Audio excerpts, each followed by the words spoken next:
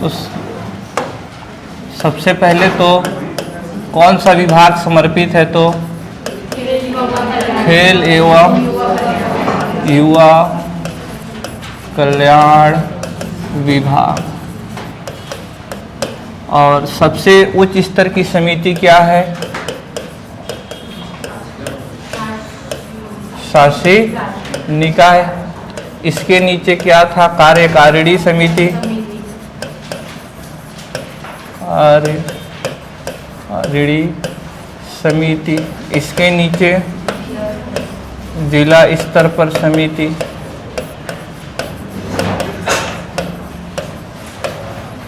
इसके नीचे अनुविभाग स्तर पर समिति।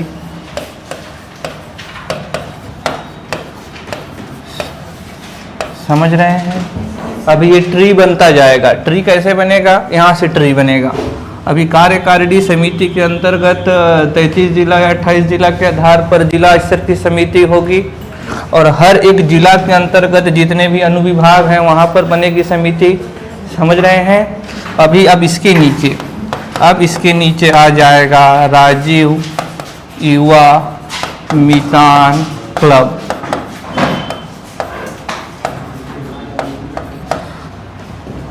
ठीक, यहाँ पर चेयरपर्सन कौन था? सीएम। चेयरपर्सन कौन था? सीएम। और वाइस चेयरमैन उपाध्यक्ष कौन था? तो युवा एवं खेल एवं युवा कल्याण विभाग के मंत्री। ठीक, यहाँ पर अध्यक्ष कौन था? मुख्य सचिव। उपाध्यक्ष यहाँ नहीं था। यहाँ पर अध्यक्ष कौन था? जिला कलेक्टर और उपाध्यक्ष एसपी पुलिस अधीक्षक। यहाँ पर अध्यक्ष कौन था? एसडीएम और उपाध्यक्ष कौन था? डीएसपी। ठीक, अब हम लोग को किसको देखना है? इसको देखना है। तो इस ट्री को बनाइए।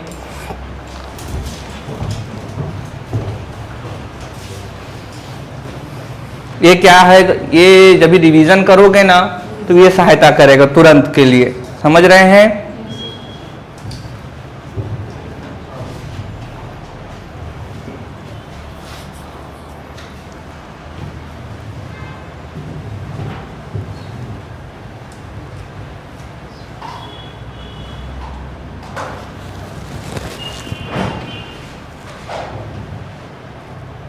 हो गया?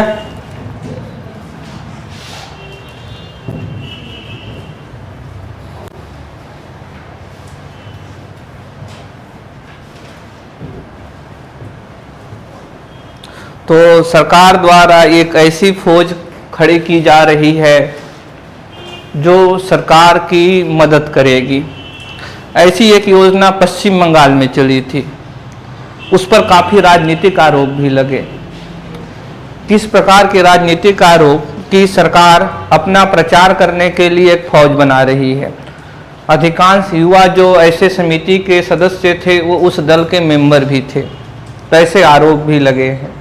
समझ रहे हैं? तो चलें आगे। तो अभी आज हम लोग को पढ़ना है राजीव युवा मितान क्लब। अभी क्लब है तो क्लब का मतलब वहाँ पर बहुत सारे मेंबर्स होंगे। समझ रहे हैं? तो अभी देखना है इसका गठन। इसका गठन कैसे होगा?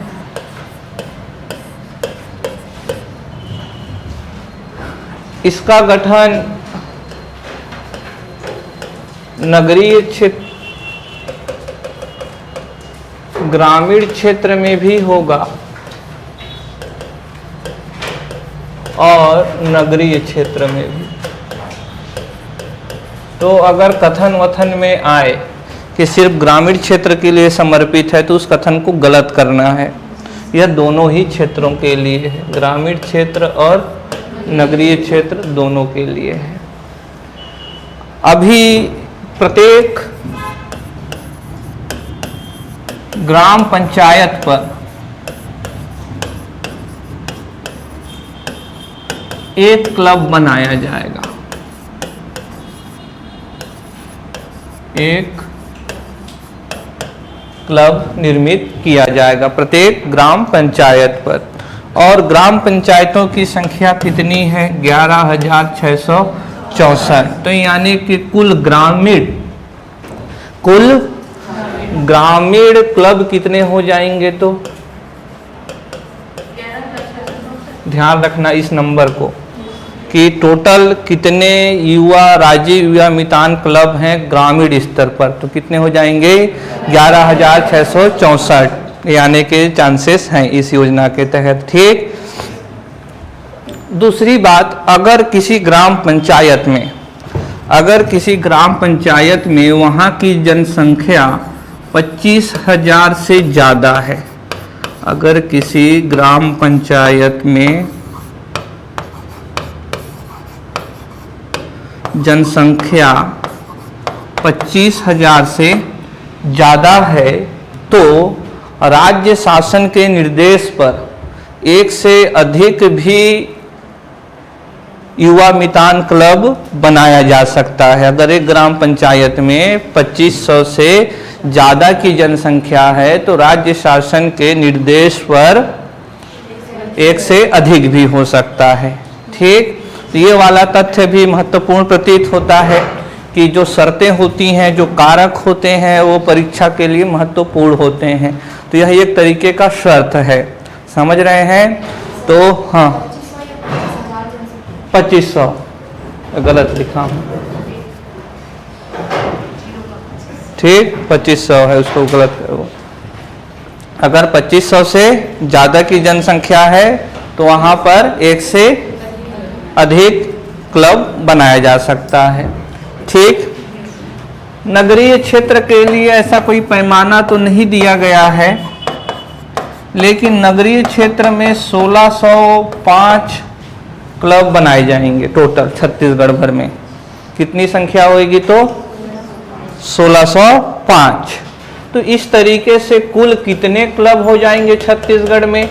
11,664 और 16 5 5 4 9 6 6 6 12 2 हासिल 1 1 2 और 1 3 13,269। ये भी नंबर बड़ा ही महत्वपूर्ण है परीक्षा की दृष्टि से। छत्तीसगढ़ में कुल युवा मितान क्लब कितने हैं? 13,269। ग्रामीण क्षेत्र में कितने हैं? 11,664 और नगरीय क्षेत्र में 1605 हो गया। इतनी बात समझ गए? ये नंबर स्पष्ट है कि कौन सा नंबर किसको डेडिकेटेड है। ठीक। तो ज्यादा कोशिश क्या करना है? इस नंबर को, इन दोनों को, ये दोनों याद है तो यहां तक पहुंचा जा सकता है। समझ रहे हैं? जोड़ घटाव तो भला सभी जानते होंगे। ठीक। अभी नगरीय क्षेत्र में 1605 हो गया, तो किस जिले में सबसे ज्यादा होएगा? तो दुर्ग जिले में सबसे ज्यादा नगरीय युवा मितान क्लब होंगे। 1605 में से अगर किसी जिले में सबसे अधिक युवा मितान क्लब होंगे तो क्या होएगा? दुर्ग जिला। दुर्ग जिला छत्तीसगढ़ का ऐसा जिला है जिसका सामाजिक और आर्थिक विकास उच्च स्तर का है। समझ रहे हैं? पूरे छत्तीसगढ़ भर में सबसे, रायपुर से भी ज्यादा सबसे अधिक शिक्षित जनसंख्या कहाँ है? तो दुर्ग में। नगरीयकरण भी सबसे ज्यादा दुर्ग के ही है। समझ रहे हैं? तो ये बात लॉजिक से भी लगाया जा सकता है कि अभी देखोगे तो रिसाली हो गया और चरोदा हो गया, बहुत सारे नगर निगम, रिसाली भी बन गया है। समझ रहे हैं? तो सबसे ज्यादा कहाँ हो जाएंगे? दुर्ग में हो जाएगा। और ग्रामीण क्षेत्र में सबसे ज्यादा कहाँ? राजनांदगांव में। तो ग्रामीण युवा मितान क्लब की संख्या सबसे ज्यादा कहाँ है? तो राजनांदगांव में है। और ये 28 जिलों के आधार पर है। ठीक। सबसे अधिक कहाँ होंगे? अभी क्योंकि राजनांदगांव का बंटवारा हुआ है, बोलिए। तो ये लिख ले, जो भी हम बता रहे हैं 28 जिलों के आधार पर है। तो कितने हो? सबसे ज्यादा कहाँ होगा? ग्रामीण वाला राजनांदगांव में, नगरीय वाला दुर्ग में होगा। टोटल कहाँ पर ज्यादा है? इस वाले में से। अगर इसको देखेंगे तो ये सभी जिलों में बंट जाएगा। तो किस जिले में सबसे ज्यादा है? तो यहाँ भी राजनांदगांव ऊपर है। ठीक, तो लिखेंगे कुल युवा मितान क्लब की संख्या सबसे ज्यादा कहाँ होगी, तो राजनांदगांव। तो राजनांदगांव 2 में टॉप पर है, एक तो टोटल में और एक तो ग्रामीण में, और दुर्ग किस में है, नगरीय वाले में है।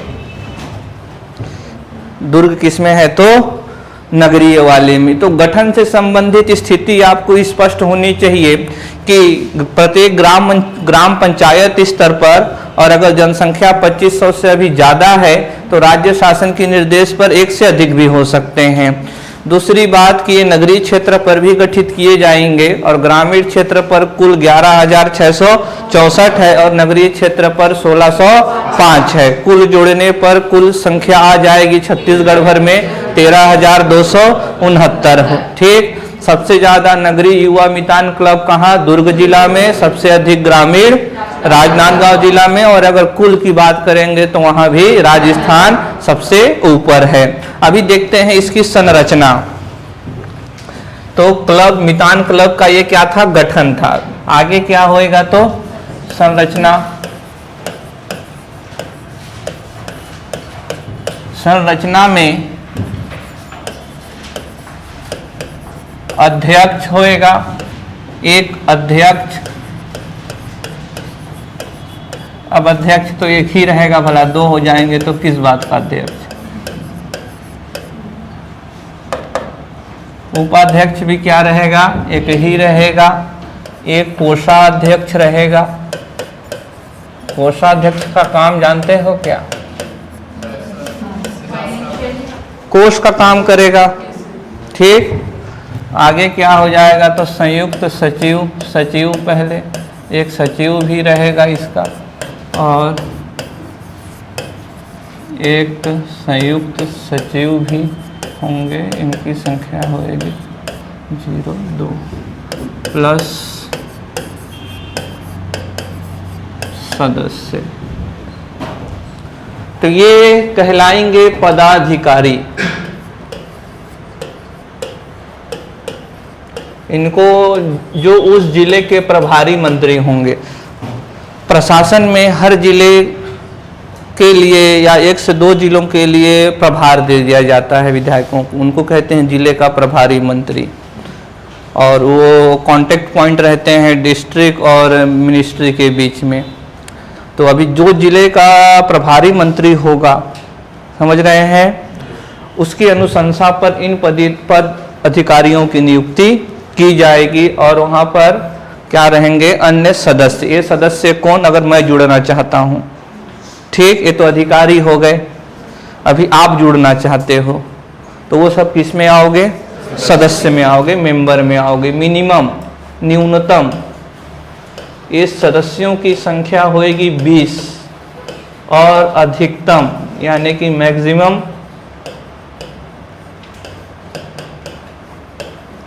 40। तो ये जो सदस्य होंगे न्यूनतम कितने होंगे, 20, और अधिकतम कितने होंगे, 40 होंगे। ठीक, इतनी बात स्पष्ट है। आइए अब देखते हैं कि ये सदस्य कौन हो सकते हैं, किनको एलिजिबिलिटी रहेगी, कौन आवेदन देकर इसमें शामिल हो सकता है। तो आगे है सदस्यों की योग्यता। सदस्य की योग्यता,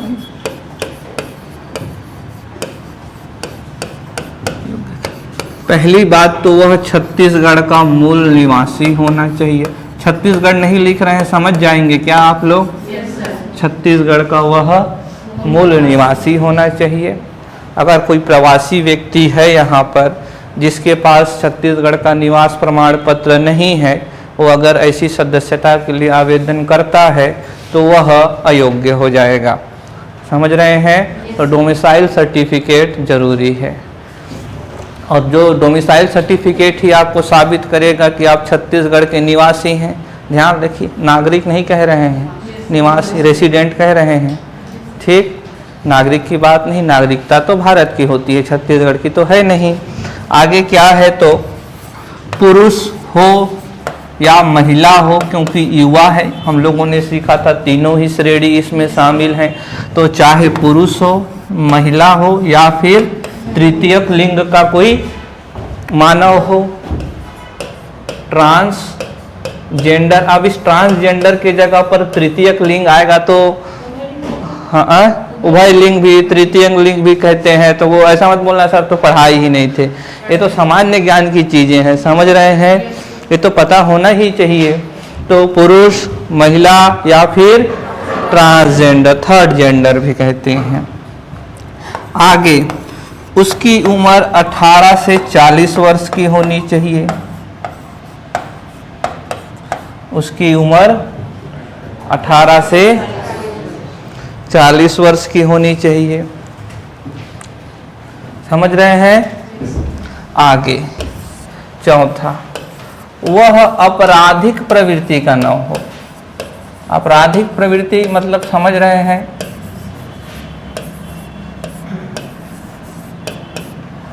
अभी माला माल वीकली सिनेमा है, उस सिनेमा में परेश रावल सर्वे करने जाते हैं।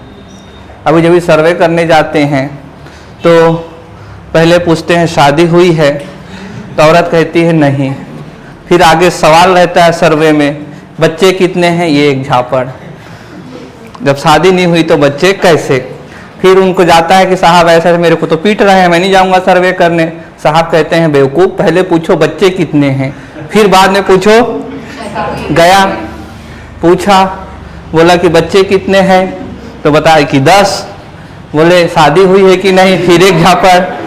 समझ रहे हैं। तो ऐसी परेशानी आती है, तो ऐसे में कोई युवा सदस्य पलटकर एक झापड़ और ना लगा दे। उसे शांत चित्त का होना चाहिए, धैर्य उसमें होना चाहिए, ताकि वह सही दृष्टि से कानून के तहत स्थितियों से निपट सके। आपराधिक प्रवृत्ति का नहीं होना चाहिए, रे नहीं करना चाहिए बात बात में, समझ रहे हैं। तो ये ध्यान रखिएगा, आप आपराधिक प्रवृत्ति का न हो। अभी इसमें अगर कोई व्यक्ति 40 वर्ष से अधिक है तो वो तो नहीं ही होगा। अभी अगर कोई है, मान लीजिए मैं हूँ, मेरा अभी मेरा चल रहा है 39 साल 6 महीने, मैं ज्वाइन किया, बीच में ही मेरा क्या हो जाएगा 40 वर्ष। तो फिर मैं जैसे ही 40 वर्ष हुआ मैं अपात्र हो जाऊंगा, समझ रहे हैं। तो कोई भी व्यक्ति अगर 40 वर्ष की आयु प्राप्त कर लेता है तो वो स्वयं अपात्र हो जाएगा, समझ रहे हैं। आगे है कि वह जो व्यक्ति है वह एक समय में एक क्लब का सदस्य हो सकता है।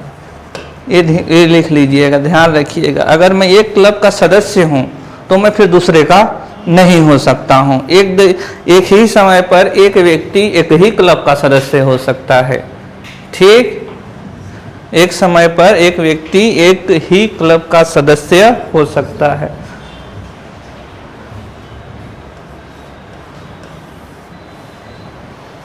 ठीक। आगे है इसमें कि अभी जब इस सदस्यों को चयन किया जाएगा, सदस्यों का चयन, तो चयन में नहीं देखा जाएगा कि उस व्यक्ति की लिंग क्या है, उस व्यक्ति की जाति क्या है, या उस व्यक्ति का धर्म क्या है। ये बड़ी समस्या है। देखिए, जाति व्यवस्था बहुत ही कठोर हमारे समाज में है और कड़े नियम से फॉलो होता है। बाकी सरकार के कानून नियम फॉलो हो ना हो, लेकिन सामाजिक नियम से कोई समझौता नहीं किया जाता है। और जाति एक सामाजिक नियम है। अभी कोई अगर एक उच्च वर्ग का व्यक्ति इस क्लब में हो गया और वो छुआछूत को बड़े ही तरीके से, कठोर तरीके से मानता है, तो वो क्या कर सकता है, फोर्स कर सकता है कि इस जाति के शामिल न किया जाए। समझ रहे हैं। ऐसा नहीं हुआ है, क्या हुआ है, अभी जो मिड डे मील है उसमें कभी कभी जो खाना बनाने वाले लोगों की नियुक्ति निम्न जाति की हो गई है, तो खाना खाने से मना कर दिए हैं कई गांव के उच्च वर्ग के लोग, समझ रहे हैं। क्योंकि खाना वह बनाती है और बना हुआ खाना खाते नहीं है वो निम्न वर्ग का। तो वैसे भी इंडिया में दृश्य देखने को मिलते हैं। इसीलिए यह व्यवस्था की गई है कि न तो उसका लिंग देखा जाएगा, न तो उसकी जाति देखी जाएगी, और ना ही उसका धर्म देखा जाएगा। कोशिश किया जाएगा कि ये जो क्लब है इसमें सभी वर्गों का प्रतिनिधित्व हो, महिला भी हो, अनुसूचित जाति भी हो, अनुसूचित जनजाति भी हो, अन्य पिछड़ा वर्ग से भी हो, सामान्य वर्ग से भी हो। समझ रहे हैं? तो कोशिश किया जाएगा सभी वर्गों का समान प्रतिनिधित्व हो। देखिए, इसी चीज़ को तो सुनिश्चित करने के लिए 1/3 आरक्षण पंचायत में दिया जाता है। लोकसभा और विधानसभा में अनुसूचित जाति, अनुसूचित जनजातियों को आरक्षण है ताकि उनका भी प्रतिनिधित्व है, क्योंकि उनके पास इतने संसाधन नहीं होते हैं कि बिना सरकार के सबल के बिना वह चुनाव लड़ें और जीत सकें। समझ रहे हो? अभी आरक्षित कर दिया जाता है, यानी वहाँ से जो भी प्रत्याशी बनेगा वो कैसा बनेगा? अनुसूचित जाति। तो यह बात फिक्स हो जाएगी। समझ रहे हैं? न तो उनके पास इतने संसाधन होते हैं, ना ही इतना उनके पास धन होता है, और धन तो आप सभी जानते हैं चुनाव के लिए बहुत ही ज़्यादा चाहिए। तो ये क्या है? कुछ योग्यताएं हैं और इसको फॉलो करना होगा तो फिर वही आवेदन दे सकेगा। तो इसको आप लोग ध्यान में रखेंगे कि 18 से 40 वर्ष की आयु होनी चाहिए और किसी भी जाति धर्म नहीं देखा जाएगा, सभी वर्गों का पर्याप्त प्रतिनिधित्व रहेगा। पुरुष भी हो सकती है, महिला भी हो सकती है, ट्रांसजेंडर भी हो सकता है। समझ रहे हैं? हाँ, तो इन सभी पैमानों को ध्यान से, उम्र भी 18 से, कई किताबों में 15 से 40 लिख दिया गया है। मतलब 15 से 40 कैसे? पहले किसी को पढ़वाई छोड़वा दो 10वीं कक्षा में, फिर तुम उसको सुधारो। तो भाई जो चीज़ टूटा ही नहीं उसको जोड़ना क्यों? पहले तो अच्छे से जोड़ लो। तो 12वीं तक कम से कम पढ़वाओ। समझ रहे हैं? तब आगे जाकर उनको प्रशिक्षित शिक्षित करो, समाज में उनका योगदान सुनिश्चित करो। ठीक, चले आगे। आगे देखते हैं बैठक। आगे देखते हैं बैठक।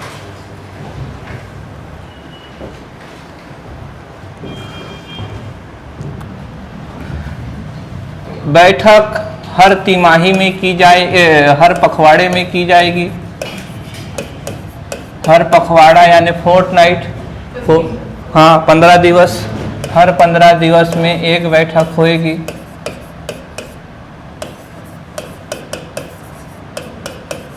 हर पखवाड़े में बैठक होगी। विषय क्या होगा बैठक का? क्लब की गतिविधियां क्या क्या हो रही हैं, राशि जो सरकार से पैसा आ रहा है कहाँ कहाँ जा रहा है, इसका मूल्यांकन किया जाएगा। समझ रहे हैं? और मासिक कार्य योजना की आने वाले महीने में या क्या कार्य किया जाएगा, इसी को क्या कह रहे हैं? मासिक कार्य योजना कहे। कोरम, गणा पूर्ति। कोरम 1/3 होगा। शासी निकाय में कितना था?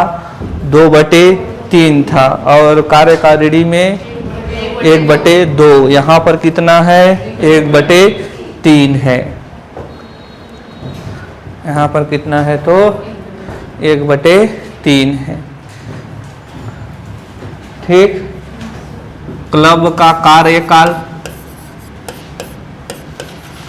क्लब का कार्यकाल, क्लब का कार्यकाल 1 वित्तीय वर्ष का होगा। 1 वित्तीय वर्ष के बाद क्लब का नवीनीकरण करना पड़ेगा। सारे अधिकारी बदल जाएंगे, सदस्य बदल जाएंगे, नहीं तो नहीं कोई अड्डा ही जमा लेगा। तो 1 वित्तीय वर्ष का, 1 वित्तीय वर्ष का कार्यकाल होगा और 1 वित्तीय वर्ष बाद क्लब का क्या करना पड़ेगा? नवीनीकरण करना होगा। ठीक। टेन्योर क्लब का 1 वित्तीय वर्ष में रहेगा, 1 वित्तीय वर्ष में बदल जाएंगे। दूसरी बात, अभी जैसे पंचायतों का आप विघटन पढ़ते हैं, लोकसभा का विघटन पढ़ते हैं, वैसे ही इसका भी विघटन हो सकता है। अगर जितने भी मेंबर हैं, अगर 2/3 बहुमत से अगर विघटन का प्रस्ताव पारित हो जाता है, अगर उसमें रखा जाएगा विघटन का कि इसको ख़त्म करते हैं, नया गठन करते हैं, बीच में ही मूड खराब हो गया किसी का, तो फिर क्या कर दें? उसका अभी मामला सेट नहीं हो पा रहा है, कोई भी चीज़ में सहमति नहीं बन पा रही है, तो किसकी नौबत आ जाएगी? विघटन की। तो सदस्य खुद से चाहे तो विघटित कर सकते हैं, लेकिन वहाँ पर कितने सदस्यों की सहमति आवश्यक होगी? 2/3 की होगी। समझ रहे हैं? अगर 100 लोग हैं तो 66 लोगों की जरूरत पड़ेगी। समझ रहे हो? बोलो। तो बहुमत तो विघटन प्रस्ताव के लिए विघटन प्रस्ताव 2/3 बहुमत से पारित होना चाहिए। इसको ऐसे लिखना है, लिख लिए क्या? विघटन प्रस्ताव 2/3 बहुमत से पारित होना चाहिए। और अगर चाहे तो जो प्रभारी मंत्री हैं कभी भी इसका विघटन कर सकते हैं।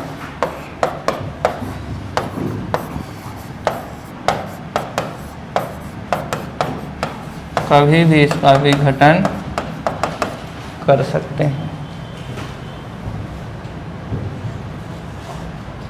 प्रभारी मंत्री कभी भी इसका विघटन कर सकते हैं।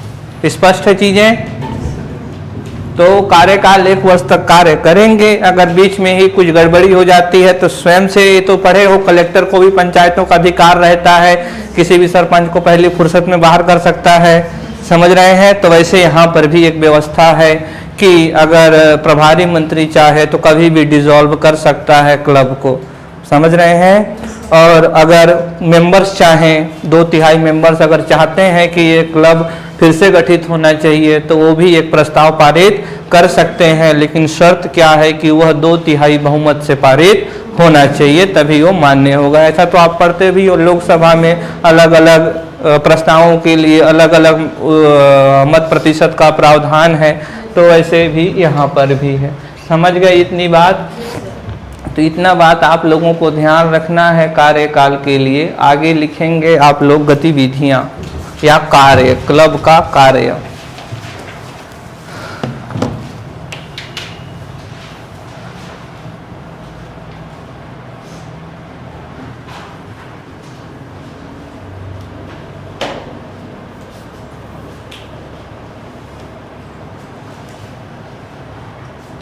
हो गया? हाँ, तो आगे लिखेंगे क्या? गतिविधियां। गतिविधियां में सबसे पहले तो है खेल गतिविधियां। ये जो क्लब होगा इसका मुख्य कार्य क्या होगा? खेल से जुड़ा हुआ। उसको क्या कहेंगे? तो खेल गतिविधियां। खेल को एक्स्ट्रा करिकुलर एक्टिविटी बना दिया गया। और जिस समाज में ऐसा सोच हो उस समाज का भला कैसे प्रोग्रेस हो सकता है? मैं पढ़ने वाला हूँ तो मेरे लिए एक्स्ट्रा करिकुलर एक्टिविटी स्पोर्ट्स होएगा, लेकिन एक स्पोर्ट्स पर्सन के लिए तो वो मेन सब्जेक्ट होएगा। एक्स्ट्रा करिकुलर एक्टिविटी क्या होएगा? तो हम बात किए थे कि हर चीज़ फ्रेम पे डिपेंडेंट होता है। नज़रिए की ज़रूरत पड़ती है, दृष्टिकोण की ज़रूरत पड़ती है। दृष्टिकोण बदलोगे तो अलग दिखाई देने लगेगा चीज़ें आपको। समझ रहे हो? एक दृष्टिकोण से आपका भोजन आपके लिए कचरा हो जाता है, लेकिन अगर आप कुत्ता कार्य करता है तो वही चीज़ आपके लिए एक रिसोर्स हो जाएगा जिससे आप कुत्तों को भोजन करा सकते हैं। तो अभी ये जो खेल गतिविधियां हैं, समाज में धारणा बन गई क्या? Extra curricular activity. अब सब बच्चे खेल पर ध्यान दे नहीं रहे थे, और हम लोगों ने पिछले क्लास में बात की थी कि संकट की स्थिति में या फिर नेतृत्व क्षमता, लोगों से बात करने का समाजीकरण बच्चा सबसे अधिक कहाँ सीखता है? तो खेल के जरिए सीखता है। तो इसको समाज में गढ़ना होगा, समाज में इसको उतारना होगा, सिद्धांत से लाकर इसको व्यवहार में परिवर्तित करना होगा। तो सबसे महत्वपूर्ण कार्य क्या रहेगा इनका कि समाज में खेल गतिविधियों को प्रोत्साहित करना है, और विशेष रूप से पारंपरिक खेलों को। जैसे कि कुछ नाम बताएंगे आप लोग पारंपरिक खेल। हाँ, रग्बी उग्बी मत बताइएगा। कबड्डी हो जाएगा, खो खो हो जाएगा, ये तो बहुत ही आनंददायक खेल है। और क्या हो जाएगा? बिल्लस और फुगड़ी और भौरा। मैं तो उत्तरी छत्तीसगढ़ का हूँ तो मैं जान रहा हूँ, तो सब मध्य छत्तीसगढ़ के खेल हैं। बोलिए, हम लोग तो नाम भी दूसरा है बिल्लस बिल्लस का। आगे फुगड़ी, भौरा, गेड़ी। समझ रहे हैं? बैला दौड़, पोला में दौड़ाते हैं क्या बैल? मैं तो देखा नहीं हूँ, पढ़ा भर अनुभव नहीं किया। तो खिलौना से दौड़ाते हैं कि सही में दौड़ाते हैं? अच्छा ठीक है। तो इन सब का क्या करना है, आयोजन करना है, क्योंकि पोला त्योहार में टेराकोटा बिकता रहता है बैल का बाजार में। हो गया, तो समझ गए इसका मुख्य कार्य क्या रहेगा गतिविधियों का। जैसे अभी देखे थे, बताए थे कि छत्तीसगढ़िया ओलंपिक में किस तरीके से क्लब की सहायता हुई थी, बोलो। हाँ, इतना हो गया। आगे है सामाजिक गतिविधियां। सामाजिक, ये जो सदस्य होंगे वो सामाजिक गतिविधियों में भी संलिप्त रहेंगे। सामाजिक गतिविधियां, सामाजिक गतिविधियां में सबसे पहले है पर्यावरण संरक्षण। सबसे पहले तो गांव के पर्यावरण का ही हमें संरक्षण करना पड़ेगा। ठीक, तो ये जो मेंबर होंगे जागरूकता फैलाएं या खुद ही पार्टिसिपेट करें। जैसे कि वृक्षारोपण में, अगर आप वृक्षारोपण करते हैं, वृक्षारोपण उसी प्रकार से पर्यावरण को पालती पोसती है जैसे कि एक महिला। कहते हैं अगर एक पुरुष को शिक्षा दे रहे हो तो केवल एक व्यक्ति को आप शिक्षा दे रहे हैं, लेकिन अगर महिला को शिक्षा दे रहे हैं तो आप एट द सेम टाइम 4-5 लोगों को दे रहे हैं। समझ रहे हैं। तो वैसे ही अगर आप पर्यावरण को कुछ नहीं कर सकते तो उससे आप क्या कर दीजिए, वृक्षारोपण करेंगे और उसको संभालेंगे भी। नेता लोगों की तरह नहीं कि फोटो खिंचा लिए, बोलिए, रात तक बकरी सफा चट कर जाती है उसी पे पौधे को, दूसरे दिन वो रहता ही नहीं है। तो ऐसा नहीं, लगाएं, लेकिन उसकी क्या करना है, सुरक्षा भी करना है। तो वृक्षारोपण हो गया। ग्रामीण वाले भाग में भूजल की स्थिति को बेहतर रखनी है, समझ रहे हैं, ताकि पेयजल मिले। जो भी जल निकाय है उसे साफ रखना है। कुआं हो गया, तालाब हो गया, इनको स्वच्छ रखा जाए, समझ रहे हैं। तो जल निकायों को स्वच्छ रखना है, वाटर बॉडीज को, जल निकायों को स्वच्छ रखना है, समझ रहे हैं। ठीक, और स्वच्छ भारत अभियान में बढ़ चढ़कर हिस्सा लेना है। दुनिया का सबसे सफल अभियान में से एक है स्वच्छ भारत अभियान।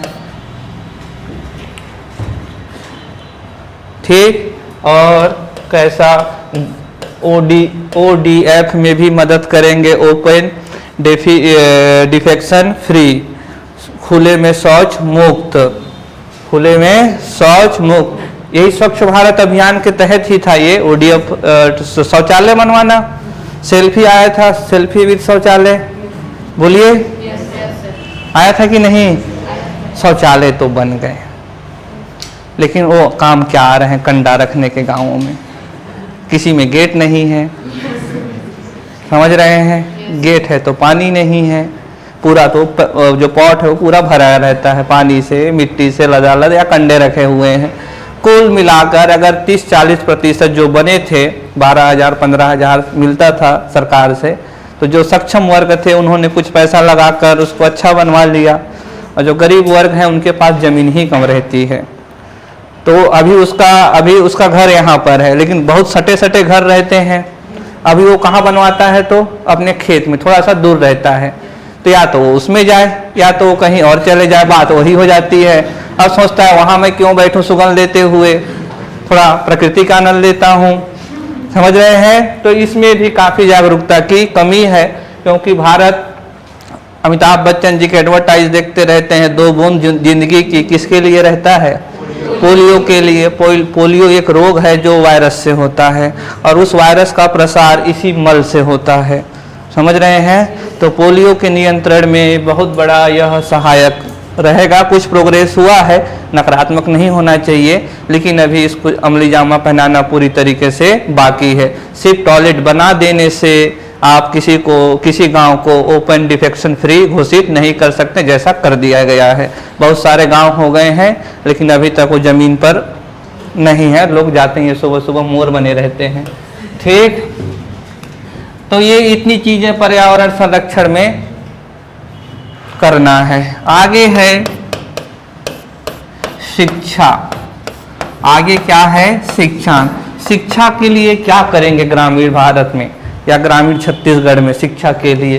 पहली बात तो ये कोशिश करेंगे कि जो बच्चे एडमिशन लिए हैं वो या फिर ये क्लास में जितने बच्चे हैं उनका फुल अटेंडेंस होना चाहिए, 100% उपस्थिति होनी चाहिए। और हमारे देश में बड़ी समस्या है ड्रॉप रेट की।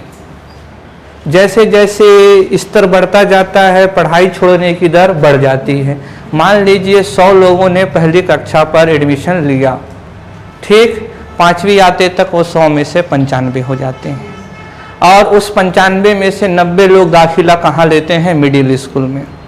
मिडिल स्कूल हाई स्कूल तक पहुँचते पहुँचते 9वीं तक पहुँचते पहुँचते 85 हो जाते हैं, अनुमान बता रहे हैं। फिर 9वीं के बाद 8वीं के बाद 9वीं 10वीं में उस 85 में से 80 लोग ही लेते हैं। और ऐसे 12वीं तक पहुँचते पहुँचते जो 100 लोग पहली कक्षा में आए थे उसमें से 30-40 लोग ही 12वीं के बाद पढ़ाई करते हैं, बाकी लोग हमारे देश में पढ़ाई छोड़ देते हैं। आप लोगों ने देखा होगा, आप अगर कोई गांव से होगा तो आप लोगों के मित्र होंगे जो अब पढ़ाई नहीं कर रहे हैं, 9वीं 10वीं पढ़े थे उसके बाद अपने कुछ कार्य में लग गए। समझ रहे हैं? तो विद्यालय छोड़ चुके लोगों को विद्यालय आने के लिए प्रोत्साहित करना। और एक ऐसा जो छोड़ चुके रहते हैं तो गांव में एक आसपास का ऐसा स्कूल रहता है कि अगर यहाँ एडमिशन ले लो पास तो हो ही जाओगे। वहाँ पर वो पेपर लेके आके लिखते रहते हैं, 33 नंबर लाने में भी परेशानी है 100 नंबर में से, उसमें भी पास नहीं हो पा रहे हैं। क्या करेंगे रिजल्ट लेकर ही वो? तो विद्यालय छोड़ चुके लोगों को प्रोत्साहित करना है, जो ड्रॉप कर दिए हैं स्कूल उनको फिर से वापस लाना है। समझ रहे हैं? बोलिए। हाँ, तो इतना हम लोगों को किस में करना है? तो शिक्षा में करना है। आगे है शिक्षा में एक चीज और है कि कुप्रथा, जैसे कि दहेज प्रथा। क्या है? दहेज प्रथा है। यह समाज की एक कुरीति है, इसे समाप्त होना ही चाहिए। समझ रहे हैं? तो कुप्रथा हो गई, इसमें दहेज प्रथा है, भ्रूण हत्या है, फीमेल फोर्टिसाइड है, भ्रूण हत्या हो गया। तो ऐसे कुछ कुप्रथा है समाज में, उनको हम लोगों को दूर करना है। विधवा विवाह को प्रोत्साहित करना है। आमतौर पे हमारा समाज अगर किसी का पति की मृत्यु हो जाती है तो जल्दी विवाह करने की स्वीकृति नहीं देता, और जो भी महिला यह निर्णय लेती है तो उसका एक तरीके से सामाजिक बहिष्करण हो जाता है। उसको सामाजिक समारोह में नहीं बुलाया जाता है, उसके ऊपर मानसिक दबाव डाला जाता है, हीन नज़रों से देखा जाता है। समझ रहे हैं? तो ये सब चीज़ें नहीं होनी चाहिए। परिवर्तन ही प्रकृति का नियम है भाई, जो हो गया वो हो गया, उसे बदला नहीं जा सकता है, लेकिन आने वाले भविष्य को संवारा अवश्य ही जा सकता है। कर्म कांडों को दूर करना, कर्म कांडों को दूर करना ये बहुत ज़्यादा जरूरी है। उदाहरण देते हैं, बस्तर में और सरगुजा संभाग में या वन क्षेत्रों में मलेरिया एक प्रमुख समस्या है। मलेरिया के कारण सही तरीके से उन लोगों का शारीरिक और मानसिक विकार नहीं हो पाता, बड़े पैमाने पर फैला हुआ है बस्तर क्षेत्र में। आमतौर पर जो ग्रामीण लोग होते हैं, अगर उन्हें कोई भौतिक चोट दिखता है शरीर में तो वो चिकित्सक के पास जाते हैं। लेकिन कई रोग ऐसे होते हैं जिस पे शरीर पर भौतिक चोट नहीं होता, बुखार आ गया, समझ रहे हैं, या कोई विकृत चीज का हो गया किसी कारण से, तो जब भी उनको कोई भौतिक चोट शरीर में नहीं दिखती तो फिर इसको कहाँ से जोड़ते हैं? जादू और टोना से जोड़ते हैं। ये आप लोग जो गांव वाले लोग अनुभव किए होंगे। और जब भी सरकार टीका लगाने के लिए या फिर मच्छरदानी बांटने के लिए जाती है तो उसको सुनते नहीं हैं। वो क्या मानते हैं? ये जो मलेरिया हुआ है ये ग्राम देवी का प्रकोप है। ग्राम देवी क्या हो गई हैं? नाराज हो गई हैं। ये बड़ी सच में बड़ी समस्या है। अगर आप लोग डॉक्यूमेंट्री देखे होंगे तो उड़ीसा में यही मलकानगिरी जो छत्तीसगढ़ से सटा हुआ है बॉर्डर नीचे वाला, वहाँ पर सिनेमा है, काफ़ी अंतर्राष्ट्रीय स्तर की अवार्ड जीती हुई है। समझ रहे हैं? एकदम मसाला वाला सिनेमा नहीं है कि है, ऐसा नहीं है, उसमें सीखा है। तो उसमें बताया है, ये चीज़ें दिखाई गई है और सच में ऐसा होता है। आमतौर पर अगर कभी बिच्छू काटेगा ना, गांव वाला कभी डॉक्टर के पास नहीं जाता है, वो वहीं उसको ठीक करा लेता है, उसमें उसकी मृत्यु भी हो सकती है। कई बिच्छू ऐसे होते हैं जिनके डंक का प्रभाव ज़्यादा होता है। तो अभी इसको जरा देखिए, तो अभी ये मलेरिया सही हो ही नहीं पाएगा, क्योंकि वो तो विश्वास किस पर कर रहे हैं, गुनिया देवार पर, मांझी पर। जो पुरोहित होता था वही इलाज भी करता है, अगर आप लोग जानते होंगे तो। जो बैगा, मांझी, गुनिया, देवार, ये सब ठीक करने का भी कार्य करते हैं। तो जब तक उस कर्म कांड को नहीं तोड़ोगे तब तक आप भला मलेरिया को दूर कर पाओगे क्या? मलेरिया है क्या? एक स्वास्थ्य समस्या, लेकिन जुड़ा हुआ है किससे? शिक्षा से। शिक्षा आएगी तभी तो वो समझ पाएंगे कि यह एक डिसऑर्डर हो गया है बॉडी में, एक परजीवी है प्लाज्मोडियम नामक, जो हमारे शरीर में प्रवेश कर गया है और वही रोग का कारण है। तीसरा क्या है? तो स्वास्थ्य। क्या है? स्वास्थ्य। स्वास्थ्य में क्या है? सबसे पहले तो कुपोषण को कम करने का प्रयास करना है। कुपोषण के बारे में हम बता चुके हैं, स्टंटिंग, वास्टिंग, अंडरवेट, ओवरवेट और एनीमिया। ठीक, कुपोषण को दूर करना है, मलेरिया उन्मूलन के लिए कार्य करना है, मलेरिया उन्मूलन, टीबी उन्मूलन, बोलिए, ट्यूबरक्लोसिस, तपेदिक,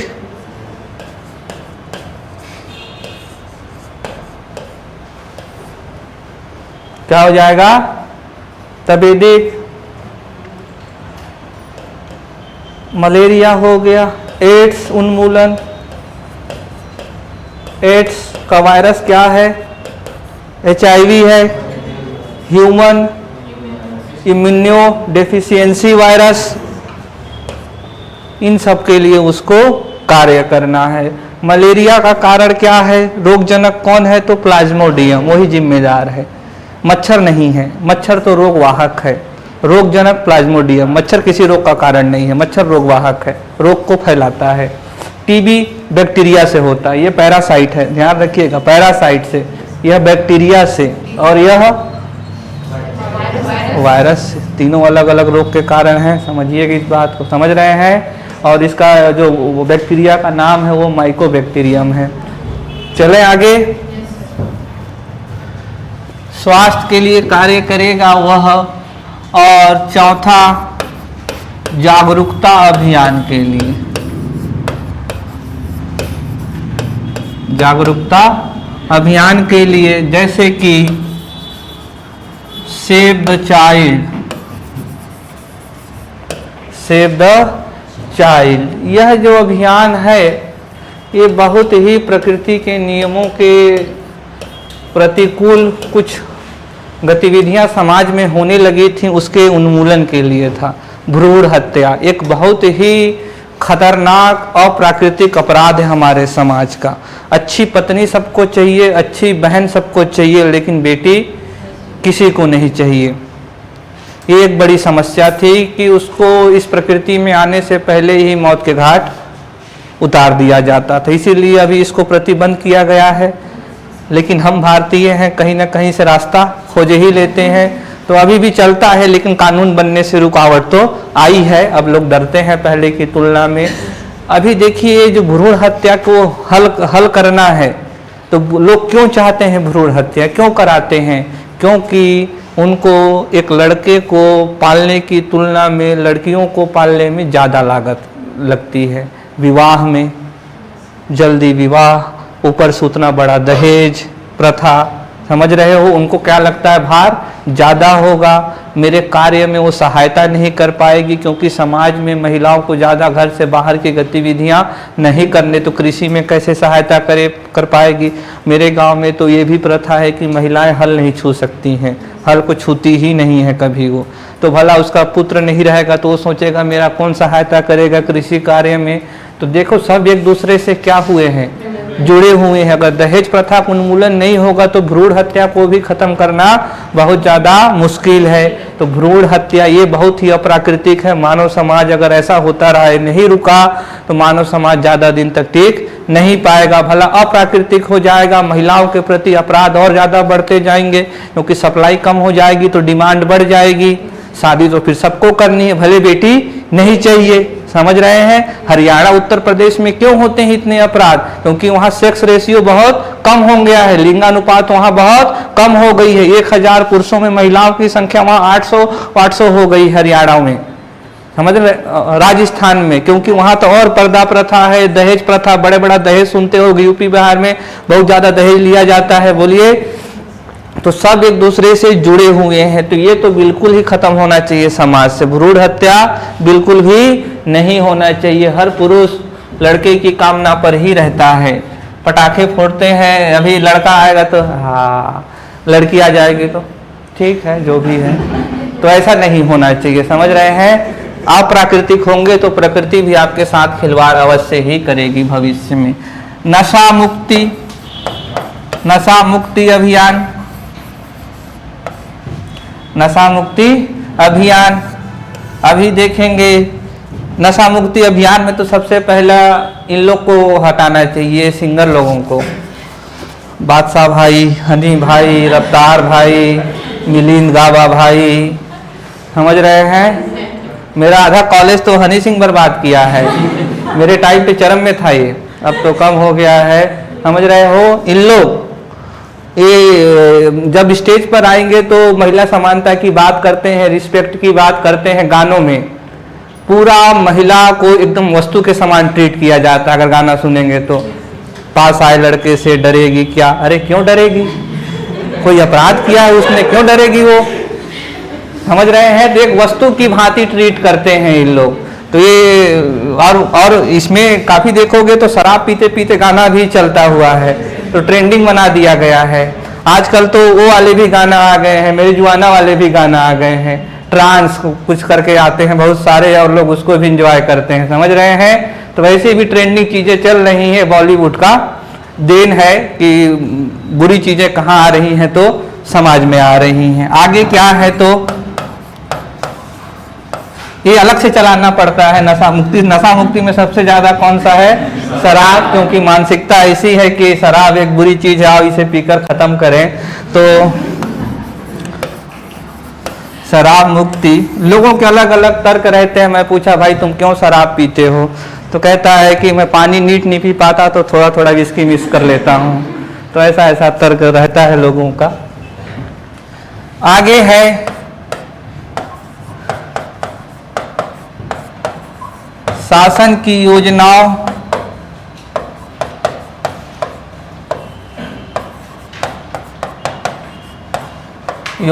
के क्रियान्वयन में सहायता प्राप्त करना। क्रियान्वयन में सहायता प्राप्त करना। ठीक, ऐसे प्राप्त करना। अभी मनरेगा मान लीजिए, या फिर राजीव गांधी किसान न्याय योजना, गोधन न्याय योजना, तो उसके हितग्राहियों की पहचान करना। जो भी हितग्राही हैं उनके घर जाएं, पढ़े लिखे नहीं है तो उनका दस्तावेजीकरण करें। समझ रहे हैं? हितग्राहियों एवं लाभार्थियों की पहचान करना। तो इस तरीके से उस शासन की क्या करेंगे? वो सहायता करेंगे योजनाओं के क्रियान्वयन में। ठीक हो गया? सामाजिक गतिविधियां हो गया। आगे है सांस्कृतिक गतिविधियां। तो ये जो अभी नीचे वाला पढ़ रहे थे वो सामाजिक गतिविधियां के अंतर्गत थी ना। अभी अब तीसरा क्या बनेगा तो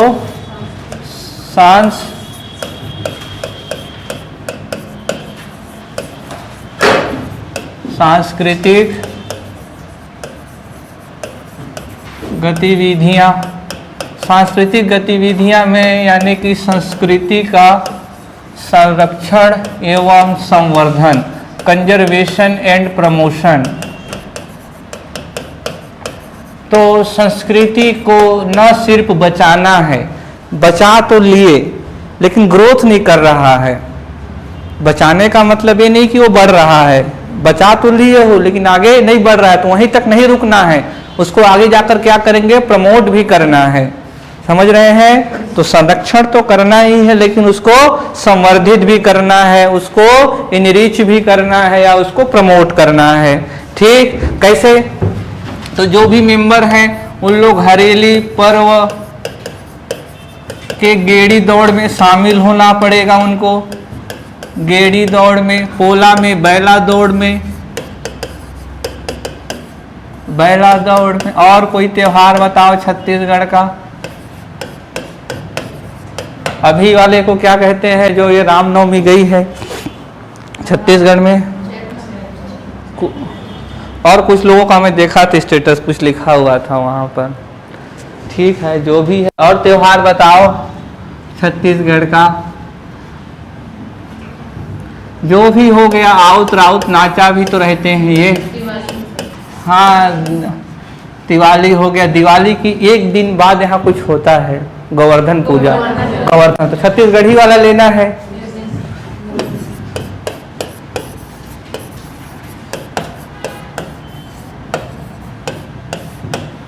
गोवर्धन पूजा।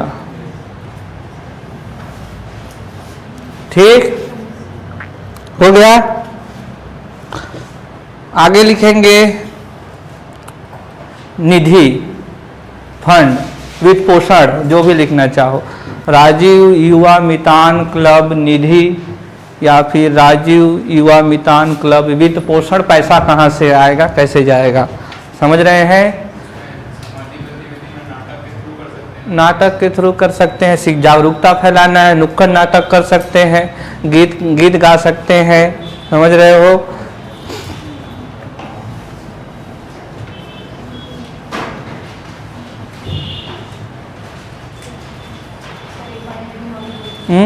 राजीव युवा मितान क्लब निधि या वित्त पोषण, जो भी लिखना चाहे। फंड को निधि कह लीजिए।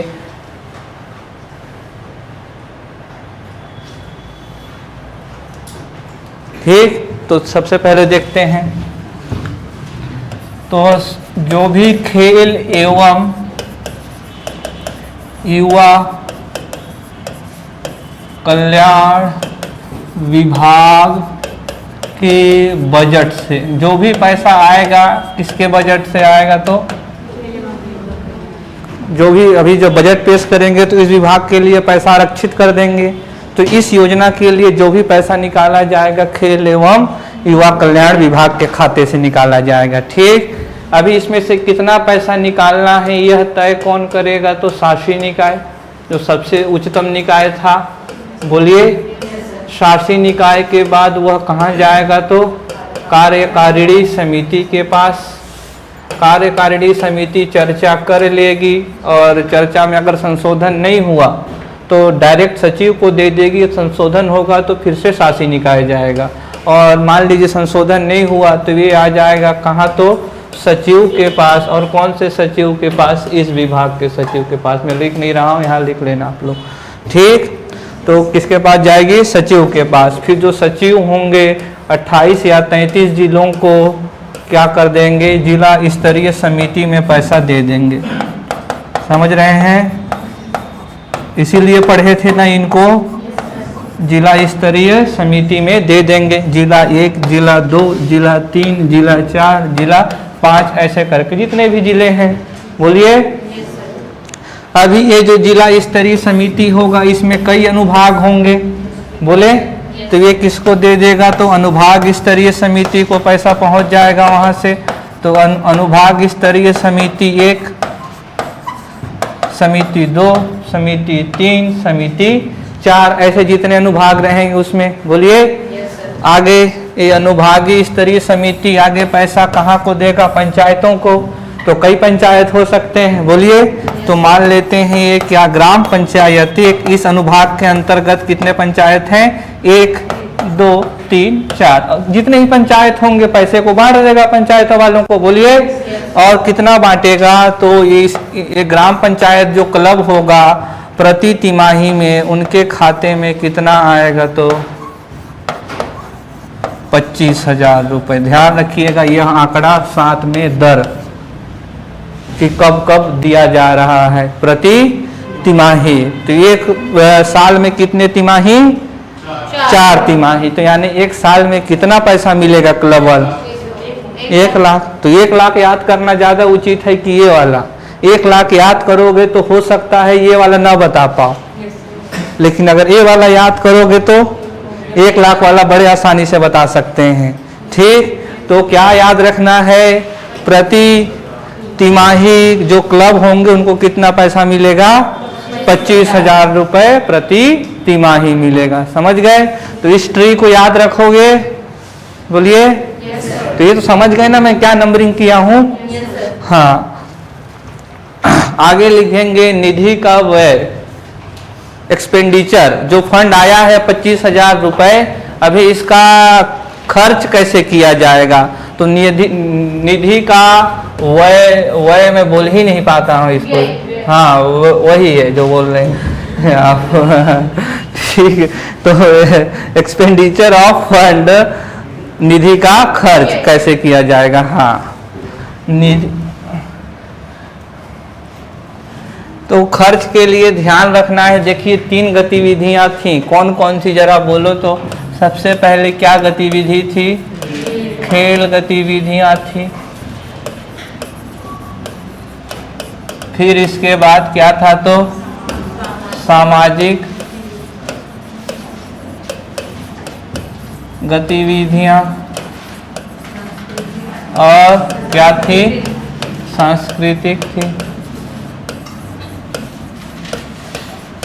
जाने की तैयारी करने लगे क्या, कोलाहल हो रहा है। खेल गतिविधियां, जितना भी पैसा आएगा वह 5:3:2 में खर्च किया जाएगा। समझ रहे हैं? तो 5:3:2 ये परीक्षा के लिए महत्वपूर्ण हो सकता है। तो जो भी खर्चा होगा 5:3:2 में खर्च किया जाएगा। ठीक, आगे इतना आप ध्यान में रखेंगे। आगे है गतिविधियां भी, नंबर्स भी दिए गए हैं। ये तो क्या हो गया है, ये हो गया है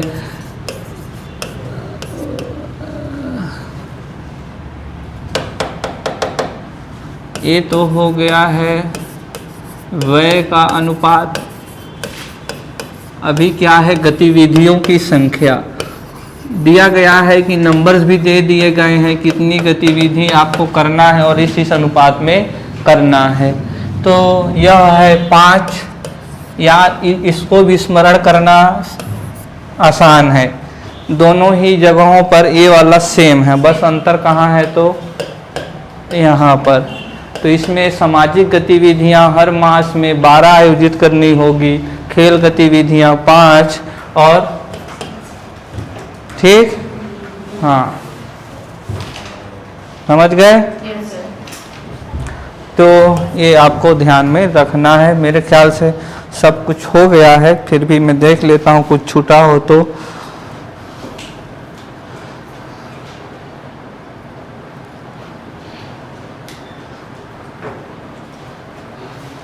और इसमें ज़्यादा कुछ है नहीं, बता देते हैं उसको। जो तथ्य थे जहाँ से परीक्षा में प्रश्न आ सकते थे उतना हम लोगों ने अध्ययन कर लिया है। अभी सब चीज़ को आप लोगों को ध्यान में रखना होगा और बार बार रिवीजन करना होगा। इनके लिए मॉडल कोड ऑफ कंडक्ट भी है, आचार संहिता भी है, जो सदस्य बनेंगे इसके। तो कुछ कुछ है तो उसको देख लेते हैं आचार संहिता को। सबसे उम्मीद की जाती है कि अनुशासित होंगे, ईमानदार होंगे और समर्पित रहेंगे, जो भी गतिविधियां यहाँ की जा रही हैं उसके लिए। और अपेक्षा की जाती है कि अपने पहनावे, दिखावट और व्यवहार में अच्छे हों। एक वो जैसे मेरे को तो ये समझ में नहीं आया, आज तक मैं सब खेल को समझ गया, वो फैशन शो वाले खेल को नहीं समझ पाया हूँ। वो क्या प्रतिस्पर्धा है, वो मेरे समझ से बाहर है। कई मोहतरमाएँ या पुरुष लोग पेपर वेपर का ड्रेस पहन लेते हैं, कहीं वर्षा हो गई सब पढ़ लेगा कोई पूरा अखबार। तो ये सब चीज़ें थोड़ी सी वो हैं, बाकी अपना अपना निजी मत है, जैसा पहनना है पहने, समझ रहे हो। लेकिन थोड़ा सावधानी से विज्ञान को ध्यान में रखते हुए। व्यक्तिगत स्वच्छता होनी चाहिए, तभी वो समाज में स्वच्छता को लेकर जा पाएगा, क्योंकि अभी शुरुआत कहाँ, परिवर्तन की शुरुआत कहाँ से होनी चाहिए, स्वयं से होनी चाहिए। जीवन में जिस दिन इस धारणा को अपना लोगे, जीवन हमेशा सफलता की ओर ही जाएगा, समझ रहे हैं। तो स्वयं से परिवर्तन शुरू करिए। आप भी, बॉडी लैंग्वेज सही होना चाहिए, लेकिन बॉडी लैंग्वेज सही करने के लिए थोड़ा सा लंबा प्रोसेस होता है, एक दिन में ऐसा नहीं हो सकता। सही कपड़े पहनने भर से ही बॉडी लैंग्वेज सही नहीं होती है। आगे क्या है, भाषा शैली को उत्तम रखें,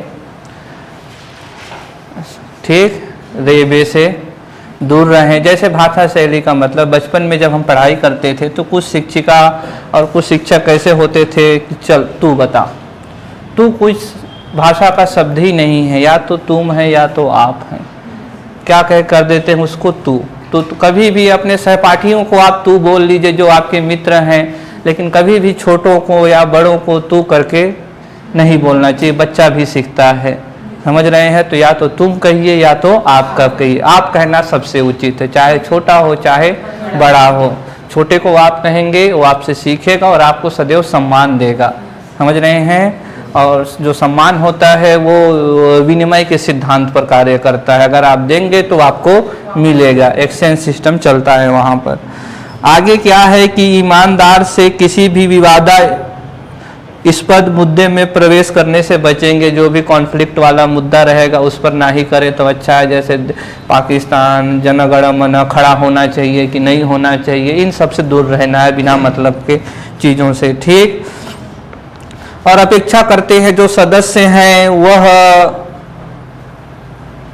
अपने परंपरा और संस्कृति के बारे में वो जाने, और सभी सदस्य हिंसा, शारीरिक और मौखिक धमकी मतलब समझ रहे हो ना। ऐसे एक धमकी है, मोहब्बत हुआ तो जाने दिया नहीं, कैसा वो डायलॉग है वो, भूल गया हो, नहीं तो पैरों पर होती, ऐसा कुछ है डायलॉग। तो ऐसा नहीं, धमकी वमकी नहीं देना चाहिए, मोहब्बत थी तो बाहों में होती वरना पैरों में होती, ये सब चीज़ें नहीं करना चाहिए, हमकी धमकी से दूर रहना चाहिए। आगे क्या है, अभद्र भाषा, रेबे से दूर रहें। आपराधिक, सामाजिक, असामाजिक नहीं होना चाहिए, राष्ट्रद्रोही नहीं होना चाहिए। राष्ट्रद्रोही का मतलब होता है आईपीसी की धारा 124 से सिडिशन, कई व्यक्तियों पर राजद्रोह का आरोप लगा दिया जाता है, समझ रहे हैं, बहुत खतरनाक होता है। राजद्रोह का आरोप लग गया मतलब आप अपने देश के प्रति देशभक्त नहीं है, राजद्रोह आपको सभी घिन नजरों से देखेंगे, समझ रहे हो। कई लोगों पर लगा दिया जाता है और दोषी होने की दर भी बहुत कम है। आगे है जो बहुत ही ज़्यादा जरूरी है, शायद ही कोई फॉलो कर पाए कोई सदस्य।